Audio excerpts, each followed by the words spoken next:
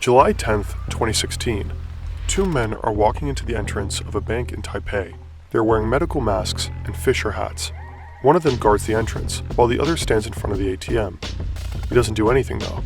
He doesn't withdraw money with a card, nor does he try to blow it up. He just waits. And then something curious happens. The ATM starts spitting out banknote after banknote. All he has to do is collect the money. As a stranger approaches, they immediately abort and leave.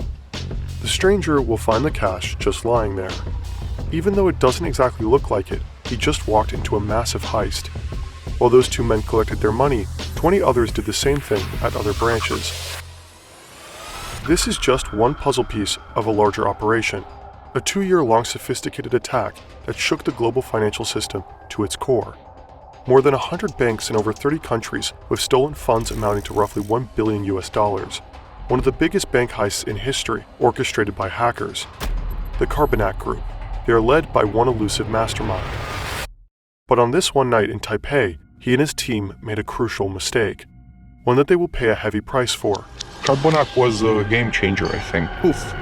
The attackers, they have the password of the administrator. So at that point we knew that they were watching what we were doing. It's very hard to arrest a piece of code. Operation with the cybersecurity company Kaspersky Labs, on the basis of their documentary series, Tomorrow Unlocked. Also, check out this great podcast episode by Darknet Diaries on the story, link in the description. The actual events of this hack are known, but the names of the attacked banks and involved employees were never disclosed. So to tell this story, we created Maxym. That's him. It's the 8th of April, a regular Tuesday. He works in a Ukrainian bank. He's a well-respected employee, but he has a bad habit of not installing his Windows updates. As he sips his coffee and thinks about the receptionist he has a crush on, an email from his colleague pops in. It's from Sergey, his co-worker. The mail has a Word document attached. It translates into Compliance with Federal Law 115, dated 21/7/2014. Sounds important enough. Maxym clicks on it. He reads it, closes it, and continues his very ordinary workday. A few months later, Maxym is sitting in a meeting. His boss seems distraught. Some of his bank's ATMs started spitting out banknotes at seemingly random times of day. It seems like whoever was lucky enough to show up at the right time could just grab the money. The bank might be the victim of a cyber attack. The employees should act cautious and avoid suspicious emails. Emails, meetings, stress, colossal hacks. For many, it's the same story every day. What if you want to throw in the towel and build something of your own? Odoo is an all-in-one platform that gives you everything you need to manage your business. You don't need any tech skills. Honestly, you can be a complete beginner. With Odoo, you can create a sleek website and launch your dream project in no time. It's just 4 simple steps. What kind of website do you want? Define the field of activity and the objective. Choose a color palette or insert your logo. What pages or features do you want? Pick your favorite theme from the wide range available. Odoo's AI does the rest. Then you can easily customize your site. Drag and drop blocks whenever you need them. Use built-in ChatGPT to help you write engaging copy. Odoo can also handle translations if you want your site to be multilingual. Odoo's first app is free for life with unlimited hosting and support. They even give you a free custom domain name for 1 year on top. If you're ready to scale, Odoo offers a range of other powerful applications to optimize your business. Visit fern.deal/Odoo15 now and start building your own websites for free. The bank hired Kaspersky to investigate their problem. Suddenly all your ATMs are empty. You know that something has happened. This is Jort van der Wiel. He was part of the team on the case. He checks the hard disks of the affected ATMs for malware and finds nothing.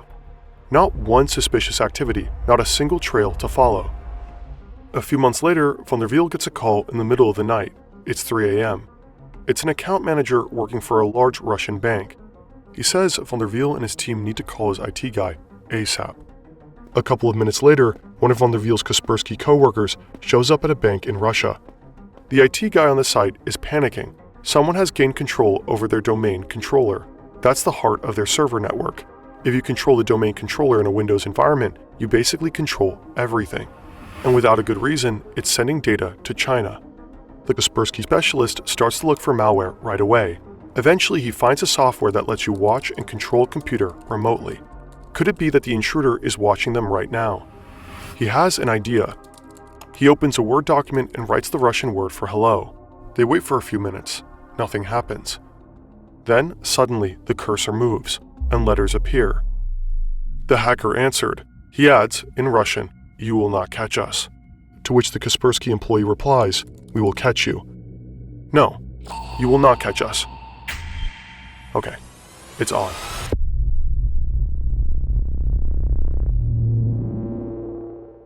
It will take some time, but eventually the Kaspersky team finds the malware. It is similar to the Garbarb Trojan. One configuration file of the malware is called Anomaly, so the team decides to call it Carbonac. This incident at the Russian bank gave Van der Wiel and his colleagues hints about what is going on, and they link it all back to those hacked ATMs in Ukraine. Now they can reconstruct how the Carbonac hackers operate, so let's wind back. This is one of the Carbonac hackers. Again, it's the 8th of April, 2014. He already got into Sergey's email account, but he wants access to Maxym's computer. So he sends out this email with that attachment. The Word file exploits vulnerabilities in Microsoft Word to download malware that contains a backdoor. The hacker now has remote access to Maxym's computer. Next step, gain access to the whole network, and he knows exactly how to do it. The hacker installs a specific software on Maxym's computer, which slows it down, which in turn frustrates Maxym, so he calls IT to come by and check. By the time the IT guy comes over, the hacker has installed a keylogger. This way he will be able to see everything one types into Maxym's keyboard. The IT guy starts to investigate. To do so, he needs to type in his admin password, and bingo. The hacker got the admin's password. He tries it out on the domain controller, and yep, it's the same. Now he can go look for the computer in the network that controls the money transfers and the ATMs. But he doesn't attack right away. Instead, for months he silently observes the employees managing the transactions. Once he fully understands the process, he proceeds. To steal the money, the Carbonac group developed 3 different methods. One way is to transfer money from so-called transaction management accounts to their own accounts. To avoid suspicion, they raise the balances by the stolen amount beforehand, keeping the total unchanged. Since banks check accounts only every 10 hours, the transfers go unnoticed. Another way is to take control of specific ATMs to let them spill out banknotes right into the hands of money mules. These are men hired through the Moldovan mafia who collect the money and send it to their bosses. In exchange, they get to keep a small cut. The third method is the most sophisticated. The hackers set up a couple of bank accounts in the names of their money mules, including debit cards. Then they make sure they all have the same small amount on it, let's say $3.33. Then they update the bank's database, exchanging that $3.33 for $1 million. Suddenly, all the money mules have $1 million on their bank account. Now they just use their debit cards to withdraw the cash. As a side effect of the database update, some broke bank customers will suddenly find themselves to be millionaires. The better the Kaspersky team understands the methods of the Carbonac group, the more they begin to grasp how complex this operation is. Kaspersky teams up with Europol, major European banks, and various national law enforcement agencies to hunt them down. They are able to take down some of their servers, but then the hackers start using different tools and continue to work under the radar. By the beginning of 2015, Carbonac has robbed at least 100 financial institutions in almost 30 countries. Most of the victims are in Russia, but also in the US, China, and Europe. Within 2 years, they steal roughly $1 billion. They appear to be unstoppable, until someone screws up.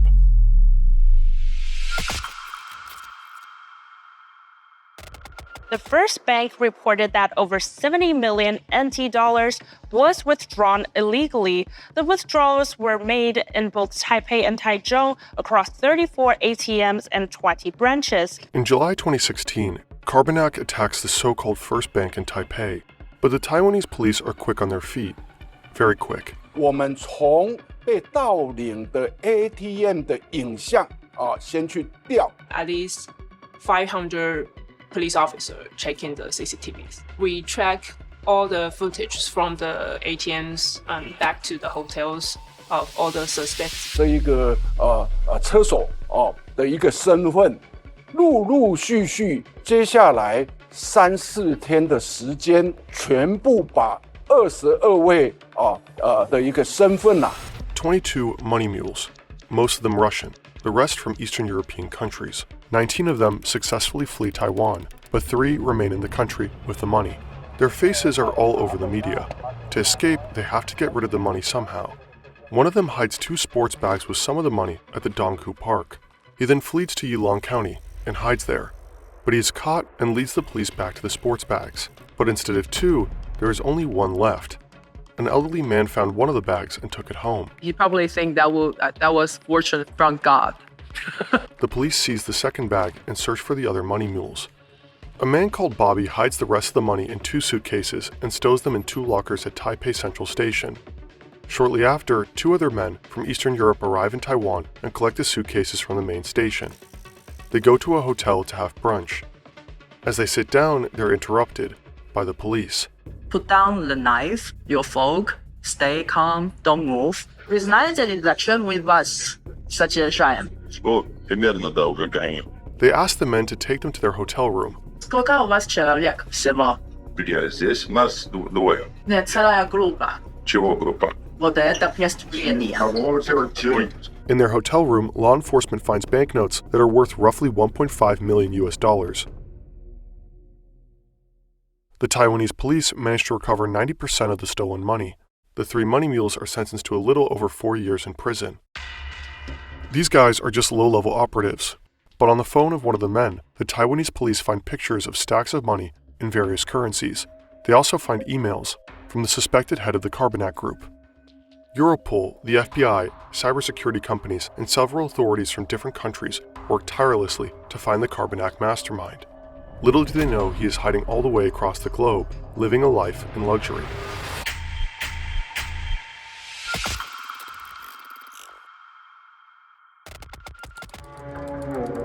March 6, 2018. This is Dennis. He's Ukrainian, but now he lives with his wife and son in Alicante, Spain. He's a rather private person.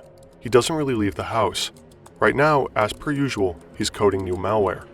He's one of the best of his trade. To keep a low profile, he does most of his spending in Bitcoin. At the time, he's worth 15,000 Bitcoins. In 2018, that was worth roughly $162 million. Today, it would be more than $1 billion. But there are some things that Bitcoin can't buy. Not a lot of car or house sellers like to be paid in digital currencies. So he needs to use real money to buy these, which leaves traces. This is what tipped off the police. They start to follow the money and eventually realize who he is. His laptop is still on and unlocked. The forensic team immediately starts to collect evidence. The authorities will seize 2 BMWs and jewelry, valued at $500,000, and of course his bitcoins. But the vast majority of the stolen $1 billion remains missing to this day. Dennis K. may have been the mastermind behind the Carbonac operation, but he certainly didn't work alone. We think that it was quite a big team, at least between 10 and 30 people all together that was able to pull this scheme off. You can find the same piece of code being used by different groups. And it's very hard as a security researcher to know the difference which group is using what code, because the code is very similar. It's very hard to arrest a piece of code. In late 2018, 3 Ukrainians were arrested who were allegedly involved as well. The Carbonac malware still exists today. The hackers who use it go by many names: Fin7, Joker's Dash, Carbon, and Cobalt Spider. Experts suspect that those Russian cybercriminals are given free rein by the Russian government in order to cause chaos in the Western world. Maxym's bank lost millions. As we know now, this could have easily been avoided. The Carbonac Group exploited a vulnerability in Microsoft Word, one that had already been fixed 3 years prior, but Maxym was too distracted